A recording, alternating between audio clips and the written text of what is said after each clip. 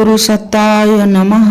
गायत्री महाविज्ञान तृतीय भाग। लेखक परम पूज्य गुरुदेव वेद मूर्ति तपोनिष्ठ पंडित श्री राम शर्मा आचार्य। आइए पढ़ते हैं, सुनते हैं और समझने का प्रयास करते हैं। गायत्री मंत्र हमारे साथ साथ। ओम भूर्भुवः स्वाहा तत्सवितुर्वरेण्यं भर्गो देवस्य धीमहि धियो यो नः प्रचोदयात्। गीता में विषया विनिवर्तन्ते निराहारश्च दोहानः श्लोक में बताया है कि उपवास से विषय विकारों की निवृत्ति होती है। मन का विषय विकारों से रहित होना एक बहुत बड़ा मानसिक लाभ है। उसे ध्यान में रखते हुए भारतीय धर्म में प्रत्येक शुभ कार्य के साथ उपवास को जोड़ दिया है। कन्यादान के दिन माता पिता उपवास रखते हैं। अनुष्ठान के दिन यजमान तथा आचार्य उपवास रखते हैं। नौ दुर्गा के 9 दिन कितने ही स्त्री पुरुष पूर्ण या आंशिक उपवास रखते हैं। ब्राह्मण भोजन कराने से पूर्व उस दिन घर वाले भोजन नहीं करते। स्त्रियां अपने पति तथा सास ससुर आदि पूज्यों को भोजन कराए बिना भोजन नहीं करती। यह आंशिक उपवास भी चित्त शुद्धि की दृष्टि से बड़े उपयोगी होते हैं। स्वाध्याय की दृष्टि से उपवास का असाधारण महत्व है। रोगियों के लिए इसे जीवन मोरी भी कहते हैं। चिकित्सा शास्त्र का रोगियों को एक दैवी उपदेश है कि बीमारी को भूखा मारो। भूखा रहने से बीमारी मर जाती है और रोगी बच जाता है। संक्रामक कष्ट साध्य एवं खतरनाक रोगों में लंघन भी चिकित्सा का एक अंग है। मोती झल्ला, निमोनिया, विसूचिका, प्लेग, सन्निपात, टाइफाइड जैसे रोगों में कोई भी चिकित्सक उपवास कराए बिना रोग को आसानी से अच्छा नहीं कर पाता। प्राकृतिक चिकित्सा विज्ञान में तो समस्त रोगों में पूर्ण या आंशिक उपवास को ही प्रधान उपचार माना गया है। इस तथ्य को हमारे ऋषियों ने भली प्रकार समझा था। उन्होंने हर महीने कई उपवासों का धार्मिक महत्व स्थापित किया था। अन्वय कोश की शुद्धि के लिए उपवास की विशेष आवश्यकता है। शरीर में कई जाति की उपतिकाएं देखी जाती है जिन्हें शरीर शास्त्रीय नाड़ी गुच्छक कहते हैं। देखा गया है कि कई स्थानों पर ज्ञान तंतुओं जैसी बहुत पतली नाड़ियां आपस में चिपकी होती हैं। यह गुच्छक कई बार रस्सी की तरह आपस में लिपटे और बटे हुए होते हैं। जगह वह गुच्छक गांठ की तरह ठोस गोली जैसे बन जाते हैं। कई बार यह समानांतर लहराते हुए सर्प की भांति चलते हैं और अंत में उनके सिर आपस में जुड़ जाते हैं। कई जगह इनमें बरगद के वृक्ष की तरह शाखा प्रशाखाएं फैली रहती है और इस प्रकार के कई गुच्छक परस्पर संबंधित होकर एक परिस्थिति बना लेते हैं। इनके रंग, आकार एवं अनुच्छेदन में काफी अंतर होता है। यदि अनुसंधान किया जाए तो उनके तापमान, अनुपरिक्रमण एवं प्रतिभापुंज में भी काफी अंतर पाया जाएगा। वैज्ञानिक इन नाड़ी गुच्छकों के कार्य का कुछ विशेष परिचय अभी तक प्राप्त नहीं कर सके हैं, पर योगी लोग जानते हैं कि यह उपतिकाएं शरीर में अन्वय कोश की बंधन ग्रंथियां हैं। मृत्यु होते ही सब बंधन खुल जाते हैं और फिर एक भी गुच्छक दृष्टिगोचर नहीं होता। यह उपतिकाएं अन्वय कोश के गुण दोषों का प्रतीक है। इंदिका जाति की उपतिकाएं चंचलता, अस्थिरता, उद्विग्नता की प्रतीक है। जिन व्यक्तियों में इस जाति के नाड़ी गुच्छक अधिक हों तो उनका शरीर एक स्थान पर बैठकर काम न कर सकेगा। उन्हें कुछ खटपट करते रहनी पड़ेगी। दीपिका जाति की उपतिकाएं जोश, क्रोध, शारीरिक उष्णता, अधिक पाचन, गर्मी, खुश्की आदि उत्पन्न करेंगी। ऐसे गुच्छकों की अधिकता वाले लोग चर्म रोग, फोड़ा फुंसी, नक्सीर, फुटना, पिल्ला, पेशाब, आंखों में जलन आदि रोगों के शिकार होते रहेंगे। मोचिकाओं की अधिकता वाले व्यक्ति के शरीर से पसीना, लार, कफ, पेशाब आदि मलों का निष्कासन अधिक होगा। पतले दस्त अक्सर हो जाते हैं और जुकाम की शिकायत होते देर नहीं लगती। अप्यायनी जाति के गुच्छक आलस्य, अधिक निद्रा, अनुत्साह, भारीपन उत्पन्न करते हैं। ऐसे व्यक्ति थोड़ी सी मेहनत में थक जाते हैं। उनसे शारीरिक या मानसिक कार्य विशेष नहीं हो सकता।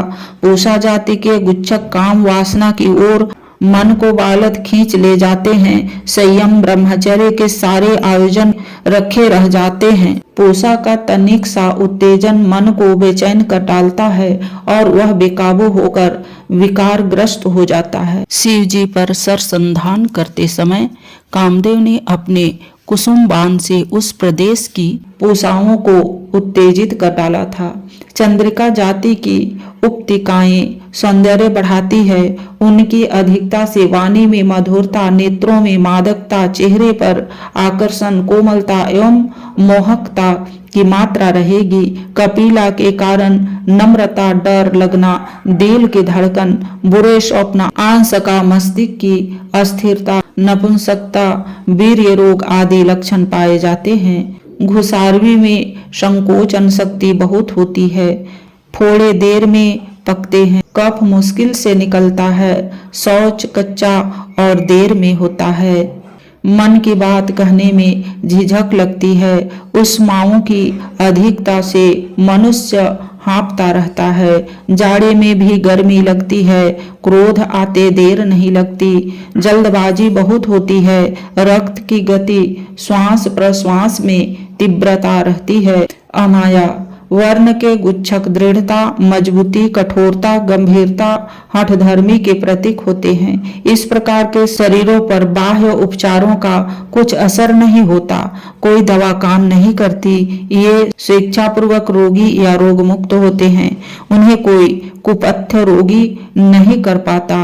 परंतु जब गिरते हैं तो संयम नियम का पालन भी कुछ काम नहीं आता। चिकित्सक लोगों के उपचार अनेक बार असफल होते रहते हैं। कारण कि उपतिकाओं के अस्तित्व के कारण शरीर की सूक्ष्म स्थिति कुछ ऐसी हो जाती है कि चिकित्सा कुछ विशेष काम नहीं करती। उदिक्त उपतिकाओं की अभिवृद्धि से संतान होना बंद हो जाता है। यह जिस पुरुष या स्त्री में अधिक होगी वह पूर्ण स्वस्थ होते हुए भी संतान उत्पादन के अयोग्य हो जाएगा। स्त्री पुरुष में से असिता की अधिकता जिनमें होगी वही अपने लिंग की संतान उत्पन्न करने में विशेष सफल रहेगा। असिता से संपन्न नारी को कन्याएं और पुरुष को पुत्र उत्पन्न करने में सफलता मिलती है। जोड़े में से जिसमें असिता की अधिकता होगी उसकी शक्ति जीतेगी। युक्त हिंसा जाति के गुच्छक क्रूरता, दुष्टता पर पीड़ा की प्रेरणा देते हैं। ऐसे व्यक्तियों को चोरी, जुआ, व्यभिचार, ठगी आदि करने में बड़ा रस आता है। आवश्यक धन संपत्ति होते हुए भी उनका अनुचित मार्ग अपनाने को मन चलता रहता है। कोई विशेष कारण न होते हुए भी दूसरों के प्रति ईर्षा, द्वेष और आक्रमण का आचरण करते हैं। ऐसे लोग मांसाहार, मदपान, शिकार खेलना, मारपीट करना या लड़ाई झगड़े को और पंच बनने को बहुत पसंद करते हैं। हिंसा उपतिकाओं की अधिकता वाला मनुष्य सदा ऐसे काम करने में रस लेगा जो अशांति उत्पन्न करते हों। ऐसे लोग अपना सिर फोड़ लेने, आत्महत्या करने, अपने बच्चों को बेतरह पीटने और कुकृत्य करते देखे जाते हैं। उपरोक्त पंक्तियों में कुछ थोड़ी सी उपतिकाओं का वर्णन किया गया है। इनकी 96 जातियां जानी जा सकी है। संभव है ये इससे भी अधिक होती हों। यह ग्रंथियां ऐसी है जो शारीरिक स्थिति को इच्छानुकूल रखने में बाधक होती है। मनुष्य चाहता है कि मैं अपने शरीर को ऐसा बनाऊं। वह उसके लिए कुछ उपाय भी करता है पर कई बार वे उपाय सफल नहीं होते। कारण यह है कि ये उपतिकाएं भीतर ही भीतर शरीर में ऐसी विलक्षण क्रिया एवं प्रेरणा उत्पन्न करती है जो बाह्य प्रयत्नों को सफल नहीं होने देती और मनुष्य अपने को बार बार असफल एवं असहाय अनुभव करता है। अन्नमय कोश को शरीर से बांधने वाली यह उपतिकाएं शारीरिक एवं मानसिक अकर्मों से उलझकर विकृत होती है तथा सत्कर्मों से सुव्यवस्थित रहती है। बुरा आचरण तो खाई खोदना है और शरीर को उस खाई में गिराकर रोग शोक आदि की पीड़ा सहनी पड़ती है। इन उलझनों को सुलझाने के लिए आहार विहार का संयम एवं सात्विक रखना, दिनचर्या ठीक करना, प्रकृति के आदेशों पर चलना आवश्यक है। साथ में कुछ ऐसे ही विशेष यौगिक उपाय भी हैं जो उन आंतरिक विकारों पर काबू पा सकते हैं जिनको कि केवल बाह्योपचार से सुधारना कठिन है। उपवास का उपतिकाओं के संशोधन, परिमार्जन और सुसंतुलन से बड़ा संबंध है। योग साधना में उपवास का एक सुविस्तृत विज्ञान है। आज के वीडियो में इतने ही। लाइक, सब्सक्राइब और शेयर करें। धन्यवाद। ओम शांति।